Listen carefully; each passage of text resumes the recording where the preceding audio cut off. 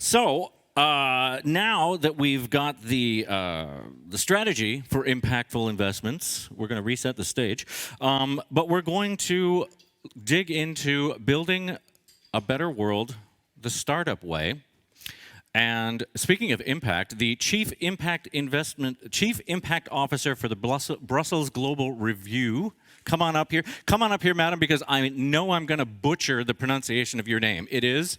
Soundous. Soundous. Is my mic working? Yes. Your microphone is working. The stage is yours, and I will let you introduce your panel. Thank you. Well, come on in. Yes.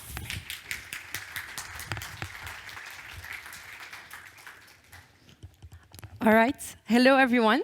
Indeed, as Dan said, I know we're nearing the lunch break, and a lot of you are thinking about food already, but this session is really important because we're about to talk about how tech contributes to building a better world. One thing that is very dear to us at Brussels Global Review is how tech allows more people all over the world to learn more things and to become more conscious. And we have seen how people were able to mobilize, communicate with one another, invent, innovate, and come up with new ways to save the planet. And without further ado, I want our wonderful speakers today to tell us about these ways and share their own experiences. So I'll introduce you quickly. Valdsalu, CEO at Single Earth, Michelle Yu, co-founder and CEO at Supercritical, and Cecilia Tham, future synthesist and entrepreneur at Futurity Systems. Michelle, we can start with you. Can you tell us a bit more about how tech contributes to fighting the climate crisis and your own experience? Yeah, sure. I can tell you about Supercritical. So we are a software platform that helps tech companies get to net zero. We automate the process of measuring your carbon emissions, and then we help you with a reduction pathway, plotting how you get to net zero emissions. And then the last half of what we do, which is the most important part, is we have built a carbon removal marketplace to help scale carbon removal. So in the world of offsetting, there are conventional offsets that pay other people to stop emitting carbon dioxide, which doesn't get you to net zero. And then there are these early stage technologies that literally absorb carbon dioxide from the atmosphere and sequester them underground. And these carbon removal technologies need to scale to removing 10 billion tons annually by 2050, whereas we've only removed a few thousand tons to date with these technologies, and that's in order for the planet to stay below 1.5 degrees of warming. We really believe the tech sector has an important role to play here because they actually, as a sector, emit more than aviation, which is very little known, and so there's a responsibility for us to kind of deal with our emissions and help these early stage carbon removal technologies scale. Okay, does that resonate with any of you and you want to take over? Merit, perhaps? Yeah, so I'm the CEO and co-founder of Single Earth, and Single Earth is looking at climate change, but also at biodiversity loss. So we know that there's a huge problem that we're facing, which is climate change, but we also are facing a biodiversity loss, so the threat of collapsing the entire ecosystem, which is why although we focus on nature-based solutions, we're actually tackling those two problems together. So from the idea of like also working in the carbon space, we've actually evolved into creating something that we call a nature-backed currency. So it's basically we're generating revenue to landowners to continue protecting the natural resources that they own. But the big vision is actually pretty much aligned with what you just said. If I look into the future, then I also think that all this carbon offsetting and removals, like the additionality removals, will be more technology-based. But what the role of nature should be in the future is going to be like limiting how much we can actually emit. So instead of trying to engineer nature to do more, our message here is that we actually have a clear limit, and our goal is to build this nature-backed or nature-based economy through creating a nature-backed currency.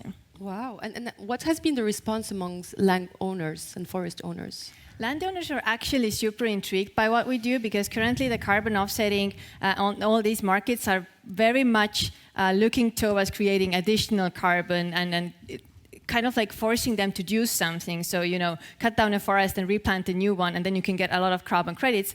But it doesn't make sense. Like if you have an old growth biodiverse forest, well, we need to find ways how to finance the protection of this as well. So they are really excited about the fact that we are just looking beyond carbon and looking at everything the forest and nature are doing and kind of turning this into a new business model. So that is the main feedback from them. Nice, thank you. Cecilia? Hi, my name is Cecilia Tham. I am the founder and principal at Futurity Systems, and we provide futures as a service to companies, which means that we work in the intersection between impact technologies and entrepreneurship, and a little bit of design as well. And so what we do is we start with design, and then we think a little bit about how those could be implemented, and we test them out into technologies, and then prototype futures for companies.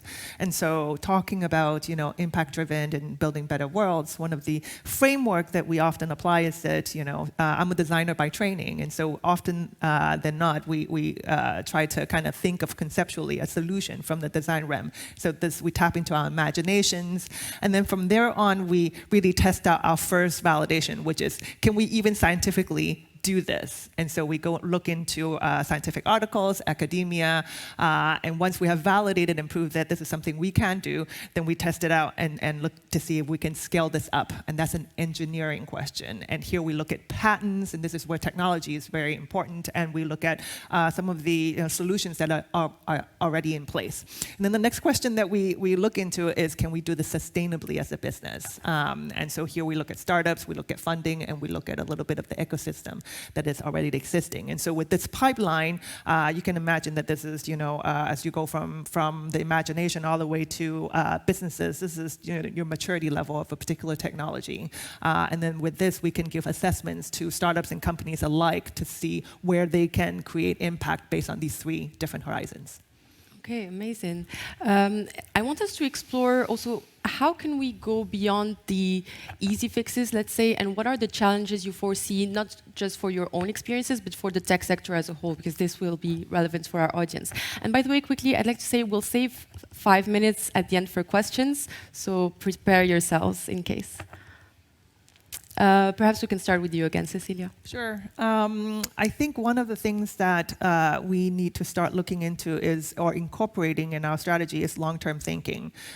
We very often than not, because we're driven by return on investment, talking about 3, 5, 10 years of 3, 5 years of return, we don't think about the consequences beyond. And so because we don't think of those consequences, in fact, right now we're living in some of the unintended consequences that companies' previous generations have made their decisions on.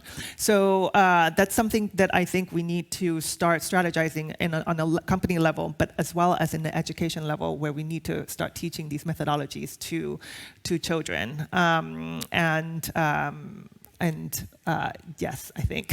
Okay. Yeah, I completely agree with the long-term thinking point. I mean, if the planet needs to get to net zero emissions by 2050, that's less than 30 years. How do we then kind of mobilize and operationalize the next 5 years, the next 7 years, the next 10 years in order to hit that goal? And I think that everyone waves around this 2050 deadline. Well, I'm going to be dead, so I don't have to think about actually what I have to change today. And it's about changing behavior today in order to set the right things up to hit that goal in 2050. And it's really, really challenging. Yeah. 2050 is closer than we think, indeed. Yes. Yeah, it is. Yeah, and I totally agree with what has been said already, and I kind of see that, and it's kind of like worrying me that people are so much looking for like these easy fixes, like I just buy carbon offsets and that's fine. It's not actually fine. This is not going to save the world, and I think that's a huge problem. And I think the other tendency that I see a lot is that everybody is expecting somebody else to do something. So people expect the governments to solve the problem. Governments expect this to be done by the businesses. Businesses think that it's somebody else's thing to do. But I think like we all have to kind of realize that we all have to change. Like it's not something that is kind of like outside of us. Like even though we are not the big companies that are like creating this big part of the emissions and this destruction, we kind of, with the economy or being a part of the economy, has led everything to the point where we are today. So it is hard to say that we kind of all are responsible, but it also means that we all can fix this as well. But I think like the narrative has been built in a different angle, so it hasn't been like, hey, we can do this, let's do this. Like there are things like it's going to get tough, we all have to change the way we live, but we can do this. And I think that's kind of the narrative that we maybe need to start like feeding to the people. Like we all have to understand that there are certain things that we all have to do. So yeah, and I'm coming from the background of building this nature-based economy, and I know it's going to be tough. like limiting our greenhouse gas emissions to what nature can really sustain means that it's going, like life is going to change. Yeah. And limiting the growth of economy to not like extract only new additional raw materials, but instead learning to use the circular economy for that is also going to be difficult. But it's something that we indeed must start building right now in order to get there when the time is actually critical. Because I think like the biggest problem right now is that we all think it's so complicated, we don't know the solutions, but by the time when we actually know the technologies and can do everything, then it's too late.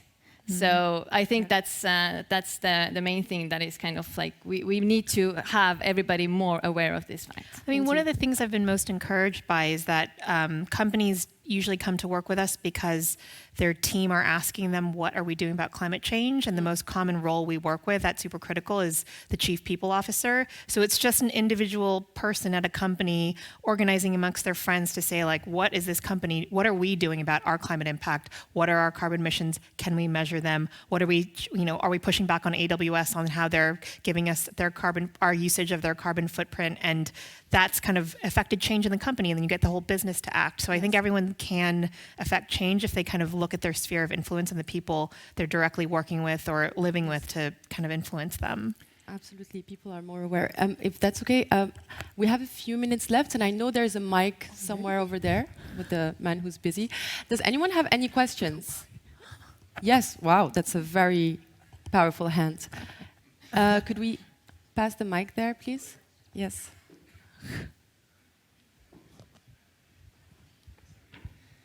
Thank you. Well, first of all, thank you so much for the work that you're doing. I've been working on sustainability for quite a few years now, first in research, then in the EU, and then now in a tech company. And one thing that has been kind of confusing me for the past 10 years working on this is that so many solutions exist, even in research, even in, in the lab, in kind of pilots and so on, and it always failed at this kind of valley of death of going into kind of adoption and scaling it up and so on. And one of the things that I've thought is it really just the money that is missing, or what is that bottleneck and how can we fix it? And I know it's a huge question, and obviously you're working on that, but any insights or things that you might be able to share would be super interesting. How can we get from having the solutions but also adopting them? Can I jump start? Yes, please. I think one of the biggest bottleneck is that a lot of companies are actually treating this as an aftermath.